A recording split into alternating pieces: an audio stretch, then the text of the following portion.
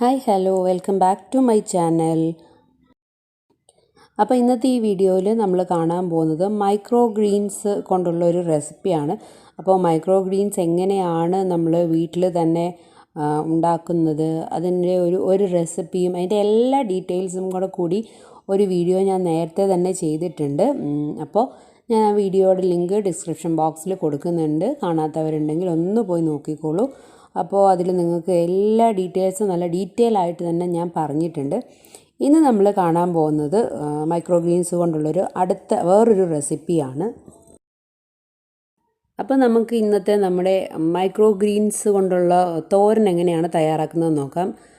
അപ്പോൾ ഞാൻ ഇന്നിവിടെ എടുത്തിരിക്കുന്നത് പയറിൻ്റെ ഇലയാണ് കേട്ടോ. പയർ മുളപ്പിച്ചതാണ്, 2 ആഴ്ച പ്രായമായതാണ്. നമ്മൾ വെള്ളത്തിൽ സോക്ക് ചെയ്തിട്ടത് തൊട്ട് നോക്കുവാണെങ്കിൽ 2 ആഴ്ച കഴിഞ്ഞിട്ടുള്ള ലീവ്സാണ് ഇപ്പം നമ്മൾ എടുക്കുന്നത്. അപ്പം ഞാനിത് മുഴുവനും 4 ബോക്സ് ഉണ്ട്, 4 ബോക്സിലെ മുഴുവനും ഞാൻ കട്ട് ചെയ്തെടുക്കുകയാണ് ചെയ്യുന്നത്.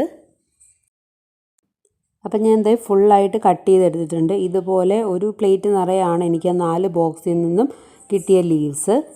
ഇനി നമുക്ക് ചെയ്യാനുള്ളത് നമുക്ക് ഈ ലീവ്സ് ഒന്ന് ചെറുതാക്കി കട്ട് ചെയ്തെടുക്കണം എന്നുള്ളതാണ്.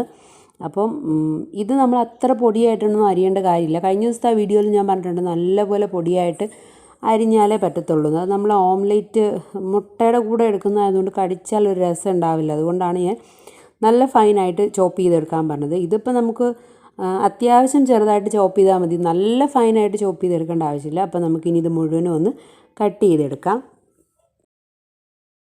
അപ്പോൾ നമ്മളിത് മുഴുവനായിട്ട് ആ ബോക്സിൽ നിന്ന് കട്ട് ചെയ്തെടുത്തപ്പോൾ തന്നെ നന്നായിട്ട് വെള്ളത്തിൽ കഴുകിയിട്ടുണ്ടായിരുന്നു കേട്ടോ. അപ്പോൾ കഴുകി കഴിഞ്ഞിട്ടാണ് നമ്മളിതുപോലെ ചെറുതായിട്ട് ചോപ്പ് ചെയ്തെടുക്കുന്നത്. അപ്പോൾ നമ്മളിത് കംപ്ലീറ്റ് ആയിട്ട് ചോപ്പ് ചെയ്തെടുത്തു. ഇത്രയാണ് നമുക്ക് കിട്ടിയിരിക്കുന്നത്. ഇനി നമുക്ക് ഇതിലേക്ക് വേണ്ടിയ കാര്യങ്ങളാണ്. ഇത്രയും ഉള്ളി ഞാൻ എടുത്തിട്ടുണ്ട് അരയ്ക്കാൻ വേണ്ടിയിട്ട്. പിന്നെ ഞാൻ ഇതുപോലെ തേങ്ങ, മഞ്ഞൾപ്പൊടി, ഇത്രയും ചെറിയൊരു 2 പീസ് വെളുത്തുള്ളി, കുറച്ച് ചെറിയ ജീരകം, പിന്നെ 2 ചുവന്നുള്ളി, ഇത്രയും സാധനങ്ങളാണ് അരപ്പിന് വേണ്ടിയിട്ട് ഞാൻ എടുത്തിരിക്കുന്നത്. ഇനി നമുക്കിതൊന്ന് നന്നായിട്ട് ഒന്ന് ഒതുക്കിയെടുക്കാം. അപ്പോൾ നമുക്കിനി കുക്ക് ചെയ്യാൻ തുടങ്ങാം. കുക്ക് ചെയ്യാൻ വേണ്ടിയിട്ട് ഇതുപോലെ ഒരു പാത്രം വെച്ചിട്ടുണ്ട്. അതിലേക്ക് ഞാൻ കുറച്ച് എണ്ണ ഒഴിക്കുകയാണ്. ഒരു 2 ടേബിൾ സ്പൂൺ കാണും. ഇത്ര എണ്ണ ഒഴിച്ച് കൊടുക്കുകയാണ് ചെയ്യുന്നത്. അപ്പോൾ ഇനി എണ്ണയൊന്ന് ചൂടായതിന് ശേഷം നമുക്കിതിലേക്ക് കടുക് ഇട്ട് കൊടുക്കാം. എനിക്ക് കടുകൊക്കെ കുറച്ച് കൂടുതൽ ഇടുന്നതാണ് ഇഷ്ടം, അതുകൊണ്ട് ഞാൻ കുറച്ച് അധികം കടുക് ഇട്ട് കൊടുക്കുന്നുണ്ട്. അപ്പോൾ അതൊക്കെ നിങ്ങളുടെ താല്പര്യത്തിനനുസരിച്ച് കടുക് ഇട്ട് കൊടുക്കുക. അപ്പോൾ കടുക് പൊട്ടി വരുമ്പോൾ ഞാൻ ആദ്യം നിങ്ങളെ കാണിച്ചിരുന്നില്ലേ, അപ്പോൾ ഞാൻ ആ ഉള്ളി ഒന്ന് ചതച്ചെടുത്തിട്ടുണ്ടായിരുന്നു. നാട്ടിലെ ഉള്ളിയുടെ വിലയൊക്കെ എനിക്കറിയാം, പക്ഷേ ഉള്ളി ഇട്ട് കഴിഞ്ഞാൽ ഒരു നല്ല ടേസ്റ്റാണ്. അതുകൊണ്ട് ഞാൻ സാധാരണ ഇങ്ങനെയാണ് തോരനൊക്കെ പ്രിപ്പയർ ചെയ്യുന്നത്. അപ്പോൾ നമ്മൾ ചതച്ചെടുത്ത് വെച്ചിരിക്കുന്ന ഉള്ളി കംപ്ലീറ്റ് ആയിട്ട് നമ്മുടെ പാത്രത്തിലേക്ക് ഇട്ട് കൊടുക്കുകയാണ്. ഇനി നമുക്കതൊന്ന് വഴറ്റിയെടുക്കണം. ആ ഒരു വെള്ളത്തിൻ്റെ അംശമൊക്കെ ഉണ്ടാവുമല്ലോ, അതൊക്കെ ഒന്ന് കളഞ്ഞ് നന്നായിട്ടൊന്ന് വഴറ്റിയെടുക്കാം. അപ്പോൾ ഉള്ളി ഒന്ന് പാകത്തിനായി കഴിയുമ്പോൾ ഞാൻ ഇനി ഇതിലേക്ക് ആഡ് ചെയ്യുന്നത് മുളക് പൊടിയാണ്.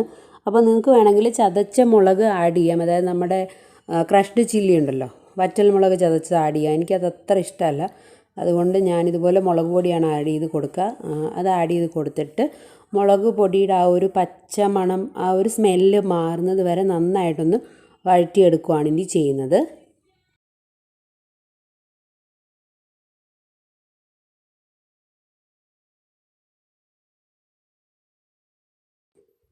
ഇനി നമ്മളിതിലേക്ക് ചേർക്കാൻ പോകുന്നത് നമ്മൾ ആ ഒതുക്കി വെച്ചിരിക്കുന്ന ആ തേങ്ങയുടെ അരപ്പാണ്. അപ്പോൾ ഞാൻ ആദ്യം കാണിച്ച എല്ലാ ഐറ്റംസുമായിട്ട് നമ്മൾ ചെറിയ ജാറിലിട്ടിട്ട്, മിക്സിയുടെ ചെറിയ ജാറിലിട്ടിട്ട് ആ തേങ്ങയുടെ അരപ്പ് ഒന്ന് ഒതുക്കി എടുത്തിട്ടുണ്ടായിരുന്നു. അരച്ചെടുക്കേണ്ട, ജസ്റ്റ് ഒന്ന് ഒതുക്കിയെടുത്തു. അത് നമ്മൾ നമ്മുടെ ഈ ഉള്ളിയുടെ മിക്സിലേക്ക് ഇട്ട് കൊടുക്കുകയാണ്. ഇനി അതും ഒന്ന് പച്ചമണം മാറുന്നവരെ നന്നായിട്ടൊന്ന് വഴറ്റിയെടുക്കുക.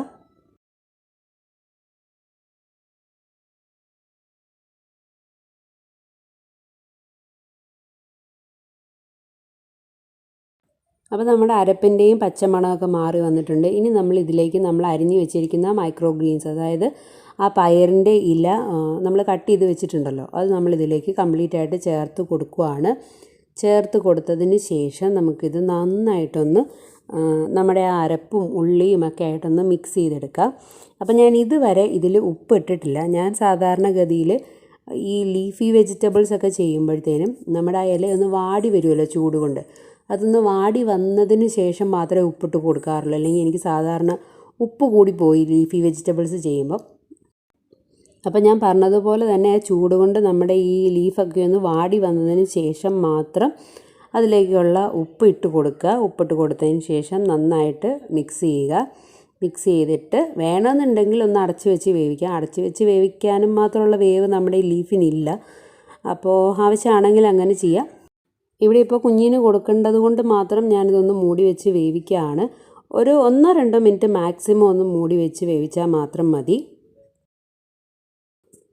അപ്പോൾ നമ്മുടെ മൈക്രോ ഗ്രീൻസ് തോരൻ തയ്യാറായി. നമ്മുടെ വീട്ടിൽ നമ്മൾ തന്നെ ഉണ്ടാക്കിയെടുത്ത പച്ചക്കറികൾ കൊണ്ട് ഫുഡ് കഴിക്കുമ്പോൾ അതൊരു പ്രത്യേക സന്തോഷമാണ്. അപ്പോൾ എല്ലാവരും ഒന്ന് ട്രൈ ചെയ്ത് നോക്കുക. ഇതുപോലെ ഹെൽത്തി ആയിട്ടുള്ള ഫുഡ് കഴിക്കാനായിട്ടൊന്ന് ശ്രദ്ധിക്കുക. കുട്ടികൾക്കും കൊടുക്കുക. ആരെങ്കിലും സബ്സ്ക്രൈബ് ചെയ്യണമെങ്കിൽ സബ്സ്ക്രൈബ് ചെയ്യുക. See you in my next video. Until then, stay healthy. Take care. Bye-bye.